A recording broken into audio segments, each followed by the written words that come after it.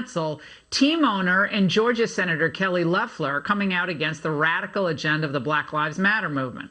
Well, now they're not just trying to chase her out of the WNBA, they're going after her Senate seat. Players are now openly endorsing one of her challengers, Reverend Raphael Warnock. Well, in fact, before Tuesday's game, players on the Atlanta Dream, which Loeffler co-owns, and the Chicago Sky wore shirts that read, "Vote Warnock."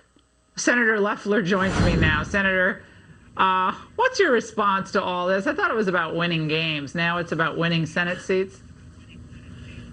Well, Laura, thanks for having me on. It really proves my point. This isn't about playing basketball. It's about playing politics.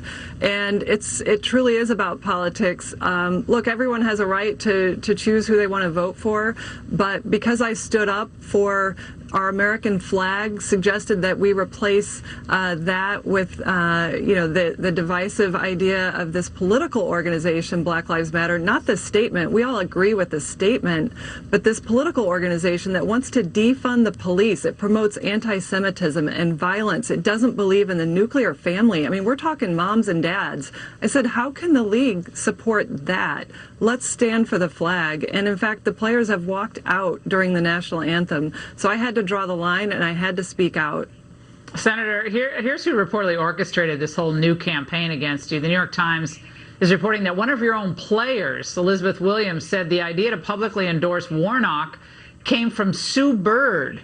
Now, both Williams and Bird are executives in the Players Union. Top players also consulted with Stacey Abrams. What? Abrams joined the Players Union Board of Advocates last summer. So now Stacey Abrams, she has nothing else to do. She's involved in the I mean, this is just so petty.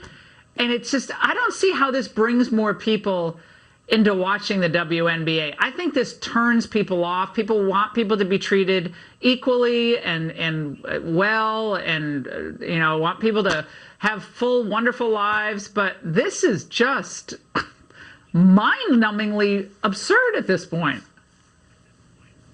Well, you're right, because Stacey Abrams has endorsed my opponent, so it's blatantly clear that this is all about politics and not about the unity that sports can provide. I mean, I grew up playing sports. I think we all know the power that sports has to bring people together from all walks of life and to support people of different backgrounds and the tolerance that you get by being part of sports. And that's been totally eradicated here in this moment where, because I have a conservative voice, they want me out. They want to cancel me. Silence. And they're basically saying our sport's not big enough for conservatives. So I will always stand up for the conservative voice and for all Americans who don't feel they have a voice right now. Now, Elizabeth Williams, who I just mentioned, one of your players, on why they wore the T-shirts, this was what she said. We wanted to come in and wear Vote Warnock shirts. He's currently running for U.S. Senate right now, and he supports everything that all the players in the WNBA support. So we wanted to make a statement and be really vocal about that. All the players in the WNBA, there's not one player. Everyone has to have the same orthodoxy. It's all, everything's uniform. No dissent ever, apparently.